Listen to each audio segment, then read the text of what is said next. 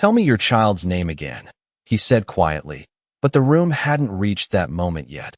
Not when the fluorescent lights hummed overhead, and Emily Carter stood at the edge of a polished glass table, clutching a folder that had softened at the corners from being carried too many times, her fingers tightening around it, as if letting go might mean losing the last thread holding her together. The air in the conference room too cold against her thin blouse, the kind of cold that made people with stable lives feel productive and people like her feel exposed.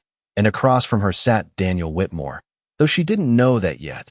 Just a man in a perfectly tailored charcoal suit, his presence quiet but heavy, like the room itself belonged to him, his pen tapping once against a leather notebook before going still, his eyes lifting to meet hers with a calm that made her heartbeat stumble, while two HR managers sat off to the side, exchanging brief glances that carried the kind of judgment Emily had learned to recognize instantly, the subtle tightening of lips, the quick scan of her resume, the unspoken question of how long someone like her could possibly last here.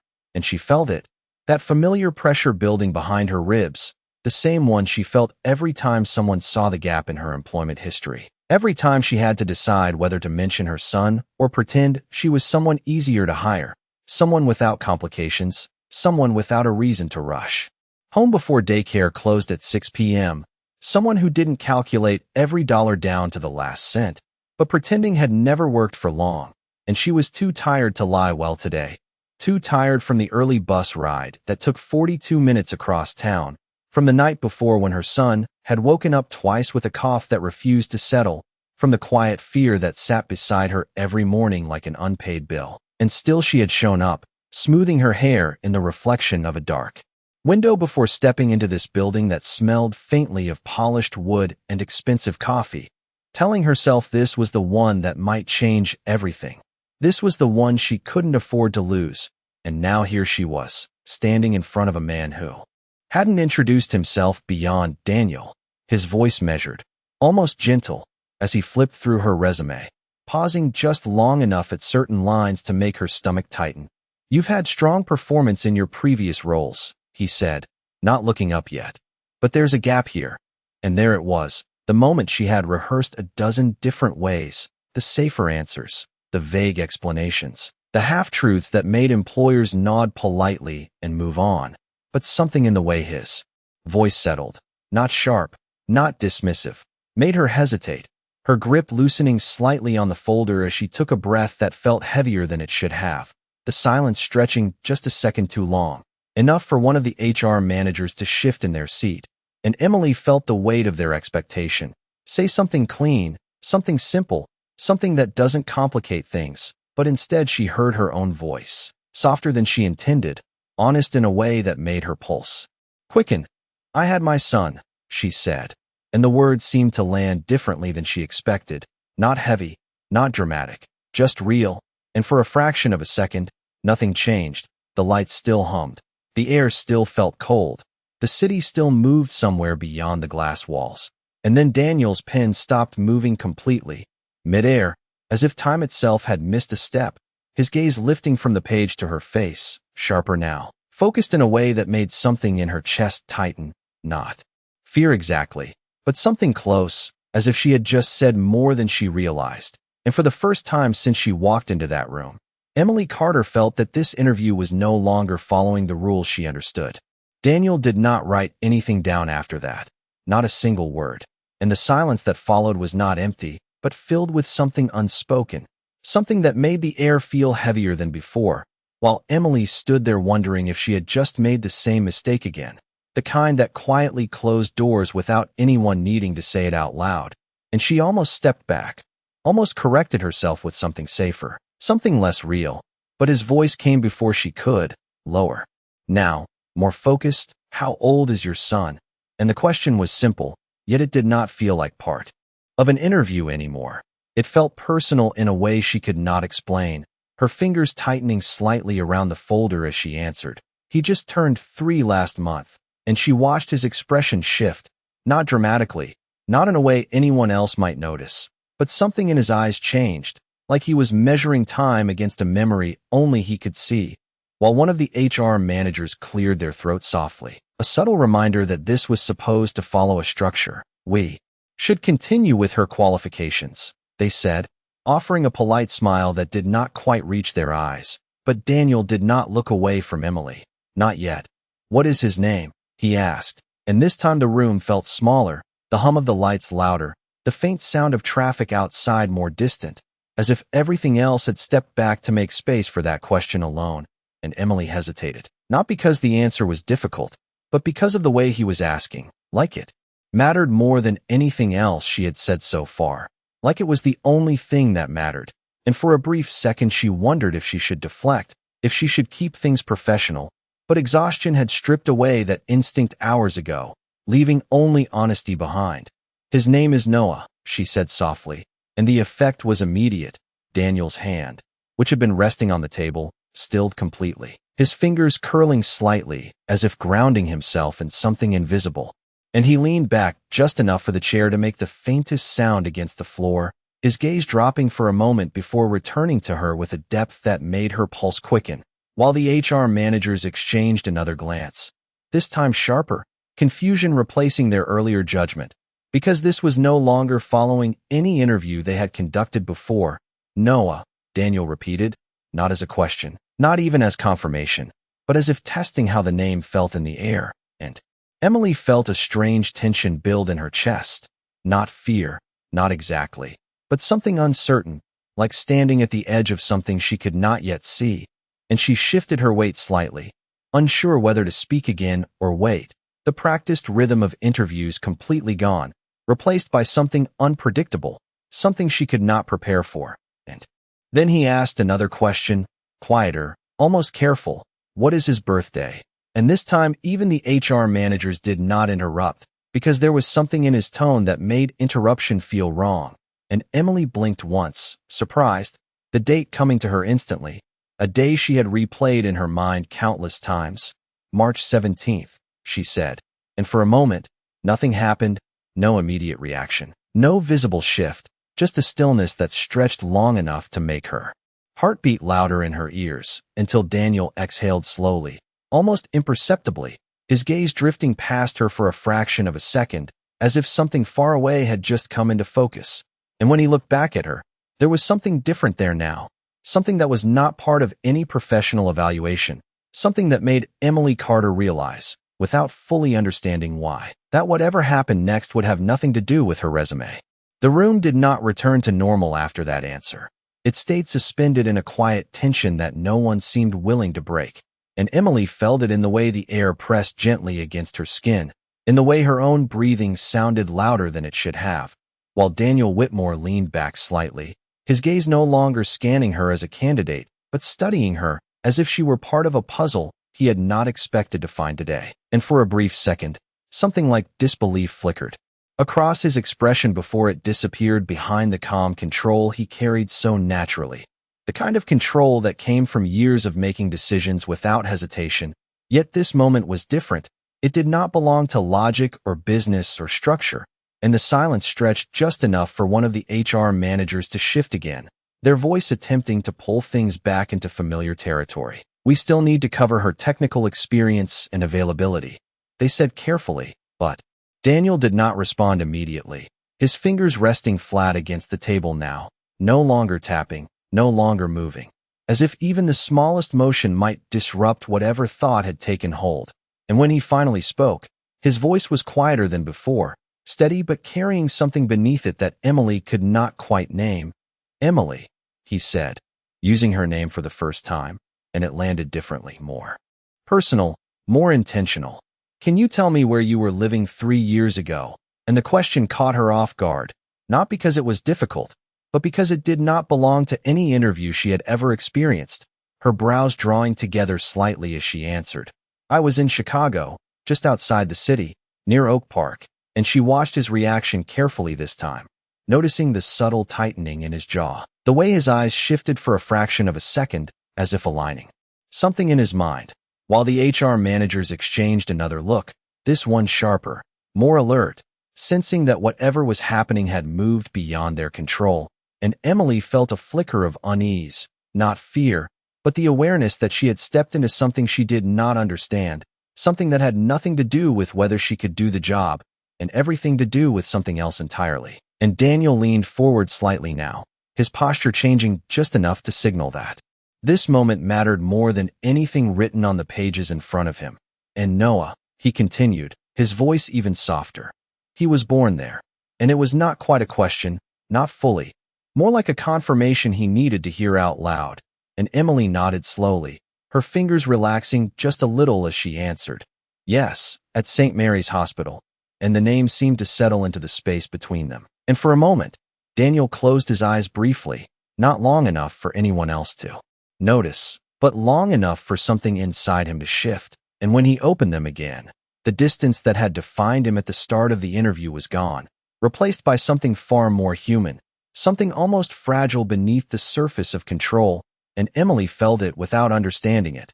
That subtle change that made her stand a little straighter, that made her heart beat just a little faster, because whatever this was, it was no longer about proving herself. And then he asked the question that made the room feel impossibly still, his voice barely above a whisper now. "Were you alone when he was born?" And the words carried a weight that did not belong to curiosity, but to something deeper, something that reached beyond the present moment into a past neither of them had spoken about yet. And Emily hesitated, just for a second, the memory rising before she could stop it, the sterile smell of the hospital, the quiet beeping of machines, the empty chair beside her bed that no one had filled, and she swallowed gently before answering, her voice steady despite the memory. "Yes," she said, and for the first time since the interview began, Daniel Whitmore looked like a man who had just heard something he could not ignore, something that had the power to change everything. The word lingered in the room longer than it should have, not because it was loud, but because of what it carried, and Daniel Whitmore did not look away this time. His gaze fixed on Emily as if the rest of the world had quietly stepped aside, while something behind his composure began to shift in a way that even he could not fully contain. And for a brief second his hand moved toward the edge of the table before stopping, fingers pressing lightly against the surface as though grounding himself. While the HR managers sat frozen, no longer trying to redirect the conversation because whatever was happening had clearly moved beyond procedure. And Emily felt it too. That subtle but undeniable change, the sense that she had crossed an invisible line without knowing it, and she straightened slightly, her shoulders pulling back as instinct told her to hold on to whatever dignity she still had. Because interviews could turn at any moment, because hope had taught her to be cautious. And then Daniel spoke again, his voice measured but carrying something deeper now, something that did not belong to business. "Did anyone come after?" he asked, the words chosen carefully, almost cautiously, and Emily blinked once, the question unexpected in its softness, her mind briefly returning to that quiet hospital room, the dim light, the distant sounds of nurses moving through the hallway, and the absence that had filled every corner of that space. And she shook her head gently. "No," she said. And the simplicity of the answer seemed to land harder than anything else she had said so far, and Daniel's jaw tightened just slightly, the kind of reaction that would go unnoticed by most, but not in this room, not now. And for the first time since the interview began, he leaned forward with intention, his elbows resting lightly on the table. His posture no longer that of someone evaluating a candidate, but someone trying to understand something that had already taken hold of him. "Emily," he said again, slower this time, as if testing the weight of her name. "Did you ever try to contact anyone?" And the question hung there, more direct than before, and Emily felt a flicker of confusion rise in her chest, not defensive, just uncertain, because this was no longer about employment, not really, and she hesitated for a second, searching his expression for context that was not there, only that steady, focused attention that made it impossible to ignore the question, and she answered honestly, because she had nothing else left to offer. "There was no one to contact," she said, her voice calm, but carrying a quiet finality. And something in the room seemed to settle after that, not with relief, but with recognition, as if a piece of a larger picture had just fallen into place. And Daniel exhaled slowly, his gaze dropping to the table for a moment before lifting again. And when he spoke next, his voice had changed in a way that even he could not fully mask, no longer distant, no longer neutral, but human, undeniably human. "You said his name is Noah." And Emily nodded, the motion small but certain, and Daniel held her gaze for a long second before continuing. Does he have a middle name? And this time the question felt different, more specific, more intentional, and Emily felt that same tension return, sharper now, like standing at the edge of something that was about to reveal itself, and she answered without hesitation, James, she said, and the effect was immediate, not dramatic, not loud, but unmistakable. Daniel's breath catching just slightly as his hand tightened against the table, his eyes closing for the briefest moment before opening again with a clarity that had not been there before, and in that instant, something unspoken passed between them, something that did not need explanation yet, carried the weight of one. And Emily Carter realized that whatever was happening in this room had nothing to do with getting a job anymore, and everything to do with a truth that was finally beginning to surface. The name did not fade after she said it. It stayed in the air like something that had been waiting years to be spoken, out loud, and Daniel Whitmore did not move for a long second, not in the way a person pauses during a normal conversation, but in the way someone does when a truth arrives before they are ready for it. His hands still pressed against the table, his fingers slightly curled as if holding on to something invisible, while his eyes remained fixed on Emily with a focus that no longer belonged to an interview. And the room felt smaller now, quieter, the faint hum of the lights stretching thin as tension settled deeper into the space. And one of the HR managers shifted again, clearly uncomfortable, their voice careful but firm this time. Mr. Whitmore, we should stay on schedule. And the use of his last name landed with weight, because Emily had not known it until that moment, had not realized that the man sitting across from her was not just another executive, but the man whose name was printed on the building, the company, the opportunities she had spent weeks chasing, and something inside her stilled, not fear, not exactly, but awareness, the kind that made everything sharper, clearer, more real. And Daniel did not respond to the reminder, not immediately, his gaze dropping briefly before lifting again, and when he spoke, his voice was steady but no longer distant. We will continue shortly, he said, and the room seemed to accept that without argument. Even the HR managers falling silent as if they understood, on some level, that whatever was unfolding could not be interrupted. And then he looked back at Emily, not as a candidate, not as a stranger, but as someone connected to something far beyond this room. Emily, he said quietly, why did you choose that name? And the question carried more weight than it should have, because it was not just about a name, it was about intention, about memory, about something deeper, and Emily hesitated, not because she did not know the answer, but because she had never been asked to explain it before. It had always been hers alone. A quiet decision made in a moment when everything else felt uncertain, and she drew in a slow breath, her fingers loosening around the folder just slightly as she spoke. It was the only name that felt right, she said, her voice soft but steady. I wanted him to have something strong, something that meant he would never feel alone. And the words settled into the space between them, simple, honest, and Daniel's expression shifted again, something tightening beneath the calm surface he had maintained for years, because this was no longer coincidence, no longer something that could be explained away, and he leaned back slightly, his hand finally lifting from the table as he exhaled, slow and controlled, as if trying to steady something inside himself that had begun to move too quickly. And Emily watched him carefully now, her uncertainty growing, not in fear but in awareness, because she could feel it, that whatever connection had just revealed itself was not one-sided, not imagined. It was real in a way she did not yet understand. And then Daniel did something no one in that room expected, something that shifted everything completely. He closed the folder in front of him without looking at it again, the soft sound echoing more loudly than it should have in the quiet room. And when he spoke next, his voice carried a weight that made it impossible to mistake his intention.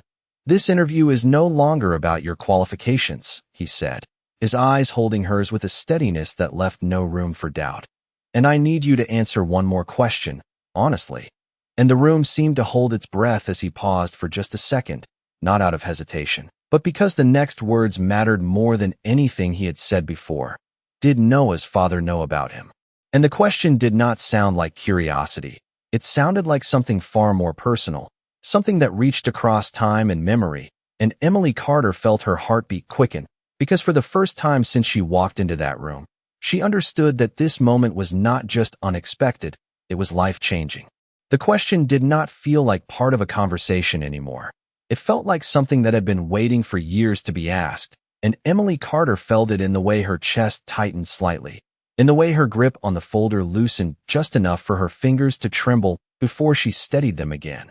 While across from her, Daniel Whitmore held her gaze with an intensity that was no longer hidden behind professionalism. And for the first time since she had walked into that room, she understood that. Her answer mattered in a way she could not yet fully grasp, and the silence stretched just long enough for her to hear her own heartbeat, steady but louder now, echoing softly in her ears, while the faint hum of the building seemed to fade into the background. And she took a slow breath, not to prepare a perfect answer, but simply to speak the truth she had carried alone for so long. "No," she said quietly, and the word felt both small and heavy at the same time, settling into the space between them like something final. And Daniel did not react immediately, not in any obvious way, but something shifted in his expression, subtle yet undeniable, his jaw tightening slightly as his eyes dropped for a brief moment before returning to hers. And when he spoke again, his voice had changed in a way that made the air feel even more still. "He never knew," he repeated, not as a question, but as if confirming something he had already begun to understand. And Emily shook her head gently, her voice steady despite the memory that lingered just beneath the surface. "There was no way to tell him," she added, and the explanation was simple, but it carried layers she had never needed to unfold before, not in a room like this, not in front of someone like him. And Daniel leaned back slowly, his hand moving from the table to rest against the arm of his chair, his fingers curling slightly as if trying to process something that had just become real.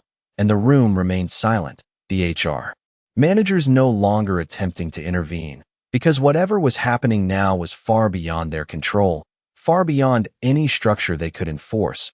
And Emily watched him carefully, her uncertainty deepening, not because she felt threatened, but because she could feel the weight of something changing, something she had not anticipated when she walked into this building with nothing but a worn folder and a quiet hope. And then Daniel spoke again, more slowly this time, choosing each word. "With care, Emily," he said, and her name sounded different now, more grounded, more certain. "Think carefully before you answer this." And the tone of his voice made her straighten slightly, her shoulders pulling back as instinct told her that whatever came next would matter even more than everything that had already been said. And he held her gaze, not looking away, not hesitating. "Did you ever try to find him?" And the question landed deeper than the others, not because it was unexpected, but because of the way he asked it, like he already knew the answer might change something. And Emily hesitated for just a second, her mind briefly returning to the past she had carefully placed behind her, the unanswered questions, the decisions made in moments of uncertainty, and she exhaled softly before answering, her voice calm but carrying a quiet honesty that had defined everything she had said so far. "No," she said, and then after a brief pause, she added, "I chose to focus on raising my son instead of chasing someone who might not have wanted to be found." And the words settled into the room with a clarity that left no space for misunderstanding. And Daniel's expression shifted again, something deeper this time, something that could not be hidden behind composure or control. And for a moment he looked at her not as a stranger, not as an applicant, but as someone who had carried a truth parallel to his own. And when he finally spoke again, his voice was quieter than before, almost steady but not entirely. "You assumed he would not want to know." And Emily met his gaze without hesitation, her answer simple, grounded in years of lived reality. "I assumed I had to do what was right for my child," she said, and in that moment, something unspoken passed between them, something that neither of them could fully define yet, but both of them felt, and the room, once filled with quiet judgment and formal structure, had become something else entirely, something that no longer belonged to business, but to truth. Daniel Whitmore leaned back slightly in his chair, the tension in the room thick but quiet, the kind that felt like it could bend time itself, while Emily Carter shifted her weight subtly, aware that every subtle movement, every word, carried more weight than any interview had ever demanded of her. The folder she had carried so carefully now resting on the table, edges soft and worn, a testament to nights spent worrying and planning alone. And for the first time, she realized that the presence across from her was not just evaluating her skills, it was evaluating her choices, her history, her ability to navigate life under circumstances that had tested her more than anyone could know. And Daniel's gaze held a depth that made it impossible to hide anything, a stillness that drew out truth without words. And he spoke again, his voice low and steady. "Emily, you made every decision for him." And the observation was simple, not judgmental, but it carried weight, heavy with understanding. And Emily felt a flutter of something in her chest, recognition, as if someone else had finally seen the landscape of her life with clarity. "Yes," she said, her voice quiet but firm. "I did what I had to, every day." And the words landed in the space between them, filling it with a gravity that made the HR managers pause, their own presence fading into the background, unnecessary, because what was happening now had moved far beyond protocol, far beyond expectation. And Daniel's hand moved slightly, brushing against the edge of the table, his fingers curling as if to ground himself in a reality that had shifted too quickly, his eyes softening for just a fraction of a second before returning to that unwavering focus. And Emily noticed the small details, the tilt of his head, the way he breathed just a little slower, the subtle narrowing of his eyes, all signals of recognition and consideration that spoke more than words ever could. And she felt a strange sense of calm amidst the lingering tension, knowing that she was being truly seen, not as an applicant, not as a single mother, not as someone with a worn folder, but as Emily Carter, the person who had carried her child through nights of uncertainty and moments of quiet courage. And then Daniel leaned forward, elbows resting lightly on the table, voice quieter now, measured but carrying weight. "No one helped you," he said, a statement more than a question, and the simplicity of it pierced the room that had held so many interviews, and yet none like this. And Emily shook her head, a faint smile tugging at her lips. "No, I had to manage everything myself," she said, and the words were honest, straightforward, without embellishment, carrying the strength of someone who had persevered without expectation of reward. And Daniel nodded slowly, his expression shifting, a mixture of understanding and quiet admiration, as he exhaled, a soft sound that made the space feel smaller, more intimate, the hum of the overhead lights seeming to dim, the faint echoes of the city outside fading as if respecting the gravity of the conversation. And he looked at her once more, eyes locking with hers, steady, unwavering, and said, "Then you should know that the decisions you have made are seen, more clearly than you realize." And Emily felt the weight of his words, the quiet acknowledgement of every choice she had made, every risk she had taken, every moment she had been responsible for someone else. And for a heartbeat, she felt a rare kind of relief, a connection in the room that had nothing to do with hiring or titles, and everything to do with recognition, truth, and the fragile but undeniable understanding between two people who suddenly shared the gravity of a life lived with responsibility beyond themselves. Emily Carter felt the weight of the room shift subtly, the air thick with unspoken acknowledgement, and Daniel Whitmore's gaze remained fixed on her with a kind of intensity that demanded honesty, not rehearsed answers, while her fingers rested lightly on the closed folder, feeling the texture of its softened corners, a tactile reminder of the hours, days, and months she had carried responsibilities alone. And the silence stretched just long enough for her to notice the hum of the air conditioning and the distant sound of traffic outside, details she had never allowed herself to register before, as if the focus on her son and her own decisions had narrowed the world to essentials. And now the broader sense of observation returned, sharper, more acute, carrying with it the weight of someone truly seeing her, the choices she had made, the risks she had taken, the quiet perseverance that had defined her life. And Daniel finally leaned back slightly, a micro-expression of understanding crossing his features, subtle but undeniable, as he traced a slow line with the edge of his pen along the table, not writing, just drawing a line in space as if measuring something beyond comprehension. And Emily sensed the pause, the calculation, the reflection of a mind accustomed to power but now engaged in something human, immediate, and deeply personal. And she realized that in this moment, she was not just answering questions, She was revealing herself in a way that had consequences she had not anticipated, a truth beyond professional evaluation, and the realization brought with it both apprehension and clarity, an acute awareness that nothing she had rehearsed could prepare her for what was happening. And Daniel's next words broke the quiet with a controlled gravity. "Emily, raising him alone, you have managed what many could not." And the statement carried neither praise nor judgment, only recognition. The simplest acknowledgement that resonated louder than any accolades could, and Emily felt a subtle release of tension, the kind that comes not from relief but from being fully seen, fully understood, and she nodded slightly, her voice low but steady. "I have done my best every day." And the honesty of the response seemed to settle between them, a bridge spanning past uncertainties and present realities, while the HR managers sat silently, recognizing that their usual role had become irrelevant. The procedure, the checklist, the expected flow of interview questions all rendered secondary by the undeniable human moment unfolding. And Daniel's gaze softened further, lingering on her expression, the tilt of her head, the way her lips pressed briefly together, all small indicators of resilience and devotion.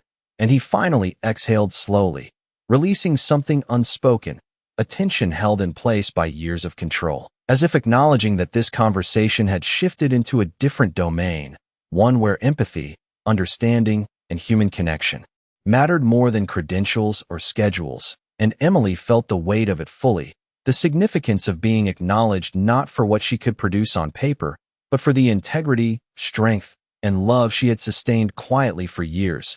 And the room seemed to contract around them, the outside world fading slightly, the hum of lights and distant city sounds retreating, leaving just the two of them in a suspended, meaningful space where every word, every breath, every glance mattered.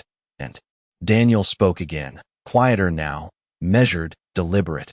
"Emily, everything you have done, it has not gone unnoticed." And the words resonated, carrying with them a subtle but profound shift, an unspoken promise, a recognition of perseverance. And in that single moment, Emily Carter understood that the meaning of her efforts, the sacrifices, and the choices she had made for her child had reached someone capable of seeing their full weight, the acknowledgement anchoring her in the present with clarity and a fragile, luminous sense of validation. Emily Carter felt a subtle shift in the energy of the room, a quiet recognition settling around her that was not there before, and Daniel Whitmore remained leaning slightly forward, elbows on the table, fingers loosely interlaced as if trying to hold a thought that had been years in the making. The hum of the air conditioning above blending with the faint noises of the city beyond the glass walls, creating a cocoon of stillness that made every word, every breath, feel magnified, and she realized that the usual rules of interviews no longer applied. The structured questions, the rehearsed answers, the polished gestures had all melted away in the presence of something far more essential, and she adjusted her posture slightly, not from discomfort, but from awareness, the quiet acknowledgement that she was being seen fully, not as an applicant, not as a single mother, but as a person whose life had carried weight, whose choices had mattered. And Daniel's eyes softened imperceptibly, capturing both her resilience and the depth of responsibility she had carried alone, while the HR managers remained still, uncertain, quietly aware that this moment was beyond their role. And Daniel's voice broke the silence, low and deliberate. "Emily, every choice you made for Noah, every sacrifice, every sleepless night, it has shaped him in ways no one else could." And the statement landed heavily in the air, not as praise, not as judgment, but as acknowledgement, the room seeming to narrow around them, drawing focus to the subtle exchange of understanding. And Emily felt a warmth rise that was not relief but connection, the recognition that someone powerful, someone capable of influence, saw not only her circumstances but the integrity with which she had navigated them. And she nodded gently, fingers brushing the edge of the folder. "I only did what was necessary," she said, her voice steady, carrying the quiet strength that had defined her daily life. And Daniel's gaze lingered on her, unblinking, attentive, as if cataloging every nuance, every inflection, the slight pause, the careful wording, and the way she carried herself under scrutiny. And then he leaned back just slightly, a measured movement, his hand lifting from the table to rest on his knee, a sign of shifting thought. "Emily, I understand now why you did not reach out, why you chose the path you did," he said, his tone even yet laden with the weight of comprehension, and for the first time the HR managers exhaled softly, as if releasing tension they had not realized they were holding, while Emily absorbed the meaning of his words, feeling the rare recognition of her quiet labor and devotion, the acknowledgement of her perseverance and the careful choices that had preserved her son's well-being, and she realized that this moment, simple and profound, had transcended everything she had anticipated when she entered this office. And Daniel's next words were deliberate, slow, carrying clarity and depth. "You made the only choice that mattered for him, and for that, you have my attention entirely." And the space between them seemed to stretch, filled with weight and meaning, a suspended moment that would remain vivid in her memory, a rare intersection of power, observation, and human understanding, leaving Emily Carter aware that the recognition she had received was not transactional, not tied to the interview or a job, but to the life she had lived with courage, and for a heartbeat she allowed herself to feel the resonance of being truly seen, fully acknowledged, and valued in a way that no form, no protocol, no resume could ever convey. Emily Carter shifted slightly in her chair, feeling the gravity of Daniel Whitmore's gaze settle over her, a quiet intensity that seemed to measure the years of choices and sacrifices she had carried alone, and she became acutely aware of the way the light fell across the conference room, the fluorescent glow reflecting off the polished surface of the table, highlighting the worn corners of her folder and the subtle lines in her hands from sleepless nights and constant worry, while Daniel's posture remained deliberate, controlled, yet imbued with an unmistakable humanity that had not been present at the beginning of the interview, his fingers tracing a slow, invisible line across the edge of the table as if to map the invisible weight of her experiences, and Emily felt a flicker of recognition, a rare understanding that she was no longer just a candidate under scrutiny, but a person whose life had been lived fully, with courage and responsibility that could not be captured on paper. And then he spoke, his voice quiet but precise, carrying the gravity of someone who had been awakened to a truth. "Emily, the decisions you made were not easy, yet they shaped him with strength." And the acknowledgement settled into the room like a warm presence, quiet but undeniable, and Emily exhaled slowly, her own tension easing slightly. The affirmation not of reward but of recognition, of being seen in full, in a way that mattered beyond titles or forms, and she felt her heart lighten in a subtle way, realizing that the interview had transformed into something entirely different, a meeting of realities rather than an assessment of skills, the hum of the air conditioning, and the distant traffic fading into the background as focus narrowed to the two of them. And Daniel continued, leaning slightly forward, eyes steady and unblinking. "You acted with integrity, not because someone required it, not because you sought acknowledgement, but because it was the only path that respected him and yourself." And Emily nodded, a quiet affirmation, knowing that the years of choices, the solitude, and the constant calculation of each step had brought her here, and the room felt suspended, a stillness charged with meaning, the HR managers silent, their usual scripts irrelevant, the structure of an interview replaced by the gravity of human understanding, and Daniel's expression softened imperceptibly, a flicker of emotion crossing his features, subtle yet profound, a testament to the weight of recognition settling between them. And he spoke once more, measured, deliberate. "Emily, no one else could have done this as you did, and it deserves acknowledgement beyond any standard evaluation." And Emily felt a rare warmth, a quiet sense of validation that had little to do with employment or career, but everything to do with the recognition of perseverance, devotion, and the quiet, sustained courage that defined her daily life. And she realized that in this moment, the significance of her choices, her dedication, and her unwavering commitment to her son had been fully seen, understood, and valued, and the understanding between them lingered in the room, a subtle but profound connection that transcended the ordinary, leaving Emily Carter aware that the acknowledgement she had received would resonate long after the interview ended, a lasting validation of her life's quiet but powerful journey. Daniel Whitmore's gaze softened further, the weight of understanding settling fully into his posture as he regarded Emily Carter with a clarity that seemed to strip away every formal barrier, while Emily felt a quiet awareness bloom in her chest, the sense that the room had transformed from a standard interview space into a place of profound recognition. Every sound, from the faint hum of the air conditioning to the distant city traffic, fading into the background as if the world had narrowed to this single, suspended moment, and she shifted slightly, the worn folder resting lightly on the table, edges softened from repeated handling, a tactile reminder of the countless decisions, sacrifices, and nights of vigilance she had endured alone. And Daniel leaned forward subtly, his elbows pressing gently against the table, fingers splayed, as though trying to anchor himself in the gravity of the moment, his voice steady, deliberate, yet carrying a depth that conveyed both realization and empathy.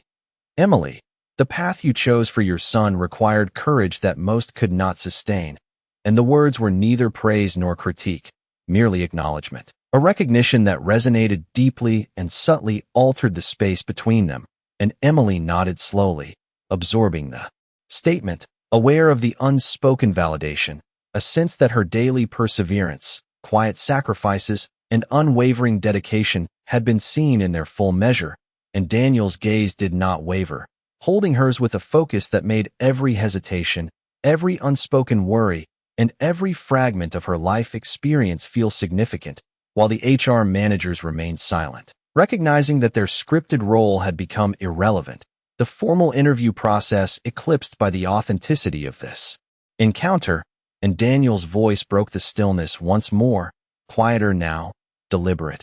No one has truly appreciated the choices you have made, yet here, now, they are acknowledged.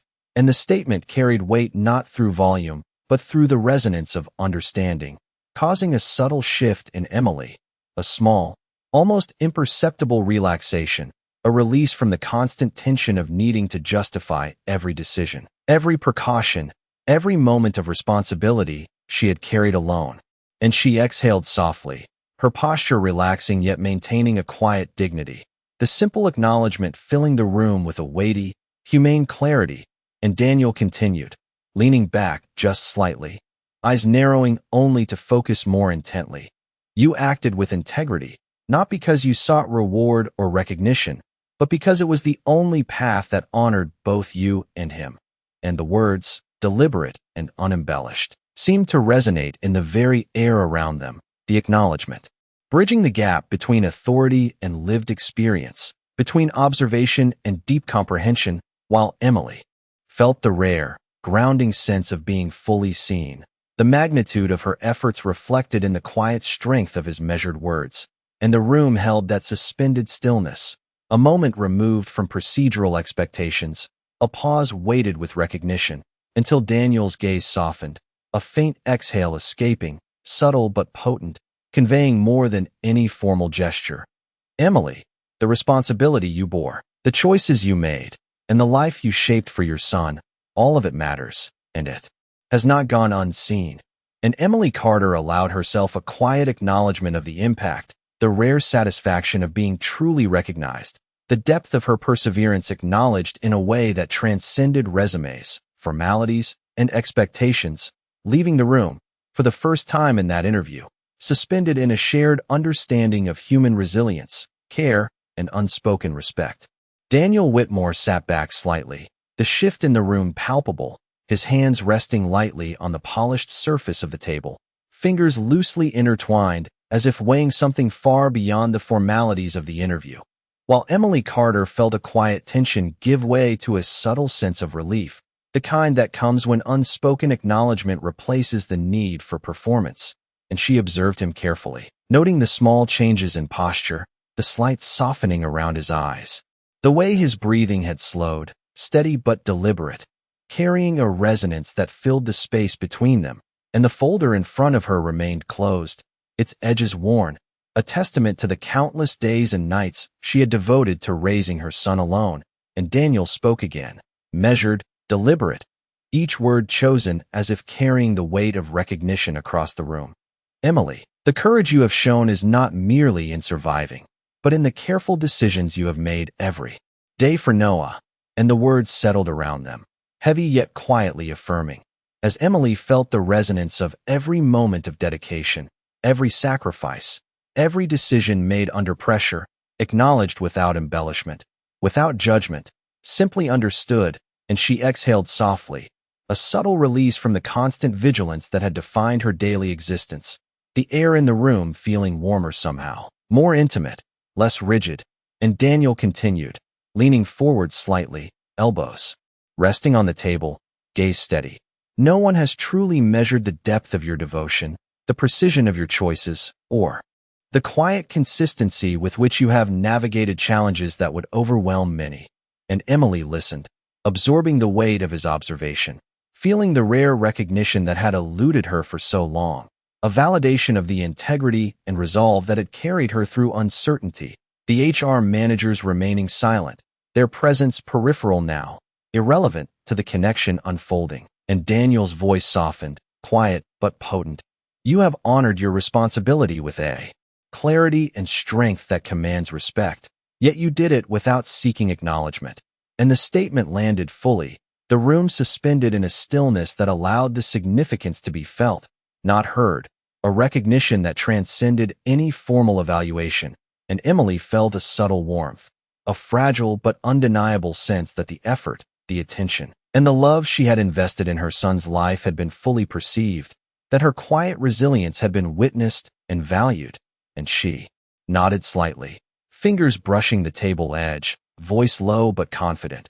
I only wanted to give him stability, guidance, and safety. And Daniel's eyes held hers with unwavering focus, the acknowledgement in them absolute, deliberate, and profound. And he finally leaned back fully, a faint exhale releasing years of controlled observation. Emily, you have done everything with intention, thought, and heart, and that is seen here, now, in this room. And Emily felt the weight of the recognition settle within her, a quiet, luminous sense of validation, knowing that the life she had led, the choices she had made, and the devotion she had maintained had not only mattered, but had been fully understood by someone who could appreciate the depth of her courage. And the room, though unchanged in structure, had become a place of genuine understanding, a space where perseverance, love, and human integrity were witnessed without need for words, leaving Emily Carter aware that this acknowledgement would resonate far beyond the interview, a subtle but enduring confirmation of her strength and care. Daniel Whitmore finally leaned back fully in his chair, a faint, measured exhale escaping his lips, the tension that had held the room taut for so long beginning to dissipate, while Emily Carter felt a quiet relief settle over her, the recognition and understanding of the last hours settling deep into her chest like a gentle weight she had carried alone for years. And the folder on the table remained closed, its edges soft and worn, a testament to the countless moments she had devoted to her son, the early mornings, the late nights, the careful planning of each day to ensure stability and care. And Daniel's gaze held hers steadily, unwavering, filled with a rare warmth and acknowledgement that needed no embellishment. As he spoke finally, his voice calm, deliberate, carrying the gravity of comprehension and the subtle admiration that could not be expressed in any formal evaluation.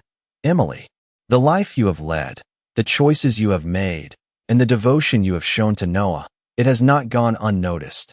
And the words seemed to hang in the air, full of quiet power, affirming, validating, giving weight to the sacrifices that had often gone unseen. And Emily absorbed them slowly, feeling the subtle lightness of recognition that had eluded her for so long, a warmth that had nothing to do with reward but everything to do with being fully seen, fully understood. And for the first time in years, she allowed herself to acknowledge that the perseverance, courage, and careful attention she had maintained for her child had meaning beyond the daily survival, that someone powerful, capable, and discerning truly comprehended the depth of her responsibility and her love.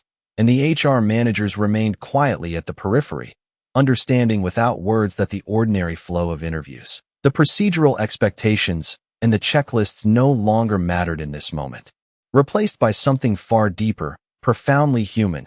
And Daniel's hand moved slightly, brushing the table as he leaned forward just a touch, not in demand, not in judgment, but in recognition, a subtle gesture of attention and consideration, his eyes capturing every microexpression, every flicker of emotion, every line of thought that passed across her face, while Emily felt the full weight of being witnessed, acknowledged not for credentials or presentation, but for the life she had lived with integrity and care.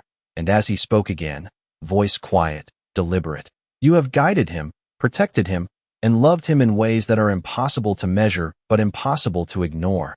The affirmation settling around them like sunlight through glass, filling the space with a sense of gravity and peace. And Emily felt her shoulders relax slightly, her chest lightening with the rare and profound understanding that this moment held, that the life she had built for her son, the sacrifices, the diligence, the quiet fortitude, had finally been fully recognized by someone who could appreciate it. And in that suspended stillness, a bridge had formed between them, an unspoken bond of comprehension and respect, leaving Emily Carter aware that what had just transpired would resonate far beyond the confines of this office, a lasting acknowledgement of resilience, care, and the human capacity to honor the choices of others. And the room, though unchanged in physical form, had become a space of profound meaning, where her life, her courage, and her love were finally fully seen, understood, and valued.